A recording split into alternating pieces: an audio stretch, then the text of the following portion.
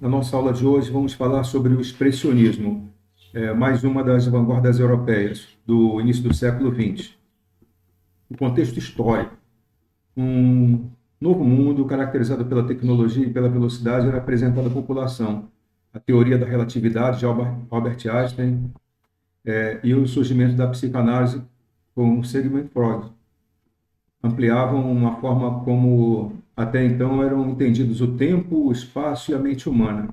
Era uma época de incertezas, caracterizada pelo questionamento de verdades até então consideradas inquestionáveis, o que sugeria que havia muito mais ainda a ser descoberto e que o novo século era um mar de possibilidades.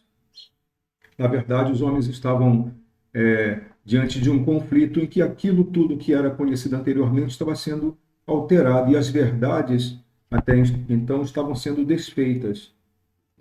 Uma das obras mais conhecidas do expressionismo nas artes visuais é O Grito, de 1893, do artista Edvard Munch, o norueguês que nasceu em 1863 e morreu em 1944. O expressionismo é uma das vanguardas europeias do início do século XX. Foi um movimento estético pela arte moderna e teve expoentes nas artes visuais, no cinema, no teatro, na literatura, na música, na dança, na arquitetura e na fotografia. Nós vamos ver alguns desses, em algumas dessas artes. Opõe-se ao impressionismo, pois esse movimento apresenta obras sem contornos nítidos e impressões da realidade.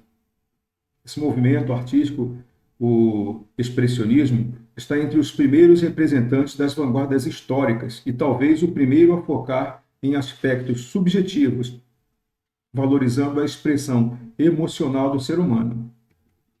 Vejamos uma das obras e a expressão das figuras realçadas ao lado. Temos aí Otto Miller, Kirchner, Haeckel, de 1926, de Kirchner. Então, foi colocado a tela esquerda e à direita a expressão daqueles que estão sendo retratados ali na tela. O expressionismo recusa o princípio de realidade objetiva, por isso explora a vivência existencial, a possibilidade de recriar o que é percebido e a valoriza a subjetividade. Procura com criatividade expressar os sentimentos humanos muito além da simples reprodução objetiva da realidade, reconhecendo o aspecto irracional e emotivo de cada indivíduo. Com uma visão trágica do ser humano, visão trágica, um destaque, né? Muito por conta do contexto histórico da Primeira Guerra Mundial, o expressionismo, como o próprio nome sugere, busca uma expressão dos sentimentos e das emoções. Assim, os artistas exageram e distorcem os temas em seu processo de catarse, revelando, sobretudo, o lado pessimista da vida. Esta escola utilizou a arte enquanto forma de refletir a angústia existencialista do indivíduo alienado, fruto da sociedade moderna industrializada. Catarse, no dicionário, né, para que todos possam conhecer, se houver dúvida com relação a algum outro termo, podem pesquisá-lo. Né? De modo geral, na filosofia grega da antiguidade, corresponde a um processo de libertação ou purgação da alma e do corpo de tudo aquilo que é estranho à essência ou à natureza de um indivíduo e que, por isso, o perturba ou corrompe. Eis aqui, então, uma questão que quietava a mente do artista e passava isso para a sua obra. O expressionismo defende a perda do controle consciente no ato da criação, para que a realidade seja transformada pela expressão. E a palavra expressão aqui é a visão particular do artista. Por isso que a psicanálise ela teve grande influência sobre essa vanguarda, sobre esse movimento, sobre essa estética. Assim, apresenta estas características. Focaliza o lado obscuro da humanidade, aí pela subjetividade. Expõe a angústia existencial e o medo. Temos isso na tela, grito, né? Bem claro. É antipositivista, pois defende o irracionalismo. Valoriza a intuição em vez da razão, percepção individual da realidade. Então, a intuição ao invés da razão. Vamos guardar essa característica também do expressionismo. o caráter pessimista, que trata dos temas como a solidão, por exemplo, distorção da realidade. Então, já que a gente não tem uma realidade objetiva, concreta, então vai haver uma distorção da realidade pelo quê? Pela percepção da realidade pelo artista, pela intuição, por aquilo que ele vê com suas emoções, que é da forma que ele vai expressar. Apresenta como característica a liberdade individual, mostra a miséria da espécie humana e valoriza o aspecto metafísico, quer dizer, aquilo que não está no campo físico, aquilo que é visível, carnal, bem claro, então, campo metafísico. Um exemplo do expressionismo na arquitetura está em Bruno Taut, que viveu de 1880 a 1938, com um pavilhão de vidro, obra de 1914. Na escultura, Ernest Ballack, que viveu de 1870 a 1938. Então, nós conseguimos enxergar nas fisionomias humanas a questão do medo, da angústia, de algum sofrimento. De Cavalcante, aqui um dos autores brasileiros, temos aqui o quadro Amigos, de 1921. Anita Malfatti, 1889 a 1964, obra A Ventania, de 1915 até 1918 foi a produção dessa obra. De Cândido Portinari aqui temos Os Retirantes, de 1944. Pessoal, vamos assistir as cenas do filme Metrópolis, de 1927, uma obra da sétima arte, uma obra expressionista da sétima arte, o cinema.